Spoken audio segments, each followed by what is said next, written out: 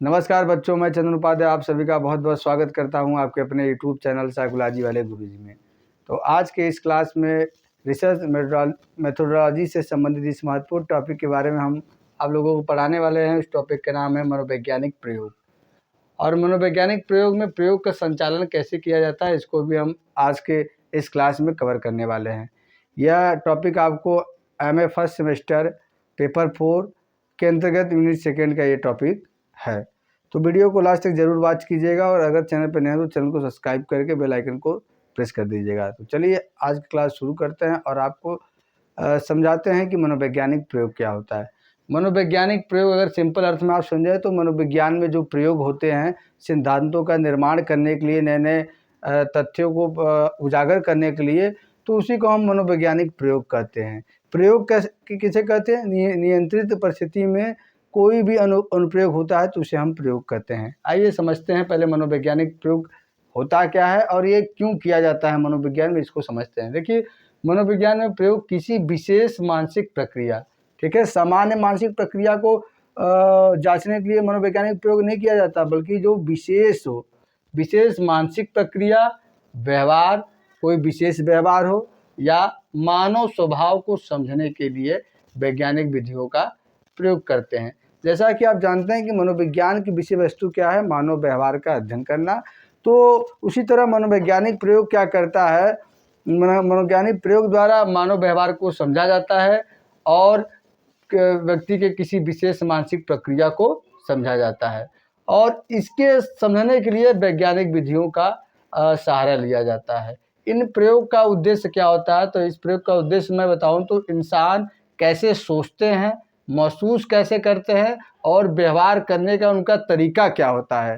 ठीक है, अलग अलग इंसान कैसे व्यवहार करते हैं, कैसे सोचते हैं और कैसे महसूस करते हैं, इन सभी को पता करने के लिए मनोवैज्ञानिकों द्वारा क्या है, मनोवैज्ञानिक प्रयोग को अप्लाई किया जाता है। अब आइए, जो मेरा जो साइकोलॉजी एक्सपेरिमेंट के अंतर्गत टॉपिक है, प्रयोग संचालित करने की प्रक्रिया, यानी कि कंडक्शन ऑफ एक्सपेरिमेंट। एकदम इसके कई स्टेप दिए हुए हैं, इसको आप एकदम ध्यान से समझिएगा। इसी तरह से क्या है, आगे आपको जो है चीज़ों को करना है।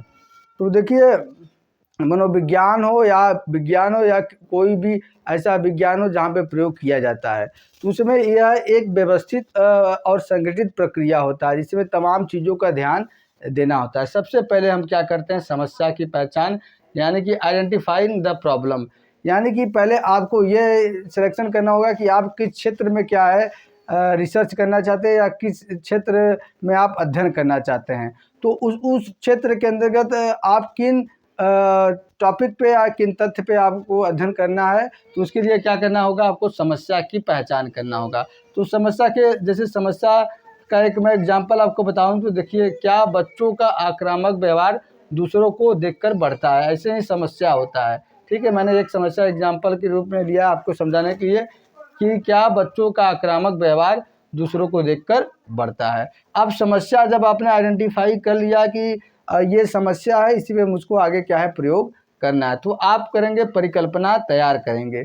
दूसरा स्टेप क्या है? परिकल्पना तैयार करना है। यानी परिकल्पना क्या होता है?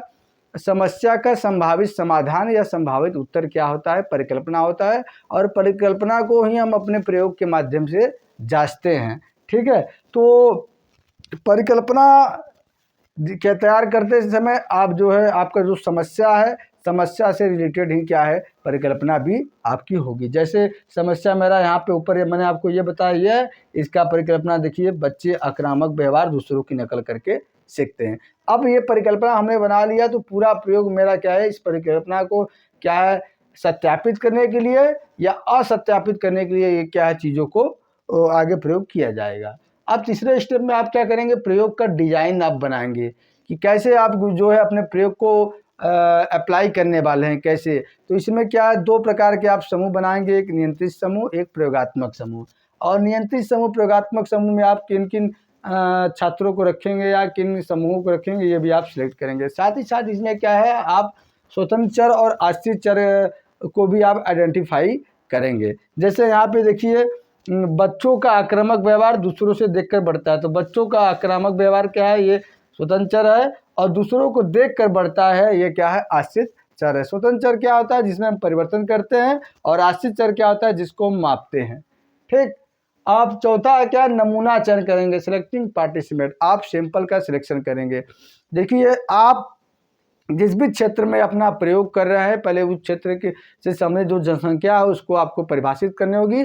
फिर जनसंख्या, पूरे जनसंख्या पे तो आप प्रयोग कर नहीं सकते हैं, तो क्या करेंगे आप? उस जनसंख्या से ऐसे व्यक्तियों का चुनाव करेंगे जो क्या है, उस जनसंख्या का या समूह का प्रतिनिधित्व करता हो, उसी को हम सैंपल कहते हैं। सैंपल के विषय में मैंने पूरा जो डिटेल में बता दिया है कि सैंपल की क्या होता है, सैंपल की कौन कौन सी विधियाँ होती है, किस माध्यम से सैंपल लिया जाता है। जैसे सिंपल रैंडम सैंपलिंग हो गया, स्ट्रेटिफाइड सैंपलिंग हो गया, उसके बाद क्लस्टर सैंपलिंग हो गया, उसके बाद और कोटा सैंपलिंग हुआ, इत्यादि का प्रयोग करके क्या हम करते हैं? सैंपल का सिलेक्शन करते हैं। सैंपल का सिलेक्शन करने के जब आप करते हैं तो इस बात का आप ध्यान रखिए कि जो भी आपका सैंपल हो या प्रतिदर्श हो, उस जनसंख्या का वो रिप्रेजेंटेटिव हो, यानी कि प्रतिनिधित्व करता हो। अब पांचवा है प्रयोग का संचालन, यानी कि कंडक्शन ऑफ एक्सपेरिमेंट। इसमें आप क्या करेंगे? अब प्रयोग को क्या है, आप जो है जमीन पे उतारेंगे, जो आप अभी करें उसको जमीन पे उतारेंगे। तो इसके लिए सबसे पहले क्या करेंगे? आप अपने जो भी आपके प्रयोग हैं उनको पूरा अच्छे से डिटेल के प्रयोग के बारे में बता देंगे। वो भली बातें उससे परिचित हो जाएंगे, और परिचित होने के बाद तब क्या है, वो अपना प्रयोग करेंगे। जैसे इसमें हम क्या करेंगे? बच्चों को क्या करेंगे? हम इसमें आक्रामक व्यवहार दिखाएंगे, आक्रामक दृश्य दिखाएंगे, और आक्रामक दृश्य दिखाने के बाद उनके व्यवहार में क्या परिवर्तन होता है, इसको क्या है, हम नोटिस करेंगे, इसको हम आइडेंटिफाई करेंगे। तो ये प्रयोग का संचालन है। इसमें निर्देश वगैरह दिया जाता है, ये सब चीज इत्यादि किया जाता है। अब छठवां आता है डेटा संग्रह करना। अब हमने जो प्रयोग का अपना संचालन कर लिया, तो हमको डाटा कलेक्शन करना होगा। डाटा कलेक्शन करने की भी तमाम विधियां हैं। इसमें सांख्यिकी विधियां, वर्णनात्मक विधियों का प्रयोग करके हम डाटा को सिलेक्ट करेंगे। और डाटा को सिलेक्ट करेंगे, जैसे कि हमने देखा ये कि करे व्यक्ति को, बच्चों को आक्रामक दृश्य दिखाने के बाद वो क्या है, उनको एक अलग कमरे में ले जाया गया और वहाँ पे कुछ गुड़ियों को रख दिया गया। तो उन्हें गुड़ियों पे कितनी बार मारा, उस व्यवहार को हम क्या है, नोट करेंगे उसी। और ये जो डेटा होता है वो मात्रात्मक या गुणात्मक रूप में हो सकता है। अब सातवां डेटा का विश्लेषण, जो हमने डेटा कलेक्ट किया है छठवें स्टेप में, अब उनका हम विश्लेषण करेंगे। विश्लेषण कैसे होगा? सांख्यिकी विधियों के माध्यम से, या आप मीन मीडियन मोड निकालिए, या काई स्क्वायर निकालिए, ठीक है, या तो एनोवा निकालिए, जिसका भी प्रयोग करके आप डेटा का विश्लेषण कर लीजिएगा। और उसके बाद क्या है, आप 8वें स्टेप में परिणाम और निष्कर्ष, जो भी डेटा का विश्लेषण करने के बाद जो रिजल्ट प्राप्त होता है, उसको पूरा क्या है, आप जो है परिणाम को पूरा जो अच्छे से आप उसको नोट डाउन करेंगे, और साथ ही साथ निष्कर्ष के रूप में भी आप बताएंगे कि इससे क्या है, हमको क्या प्राप्त हुआ। ये जो प्रयोग है, हमारी परिकल्पना सत्यापित हुई या सत्यापित नहीं हुई। अगर परिकल्पना सत्यापित हो जाती है तो क्या, तो ये बात सही हो जाएगा कि बच्चे आक्रामक व्यवहार दूसरों की नकल करके सीखते हैं। अब ये इसमें 9वां है क्या, रिपोर्ट करना, तैयार करना। अब आपका जो है पूरा एक्सपेरिमेंट हो चुका है।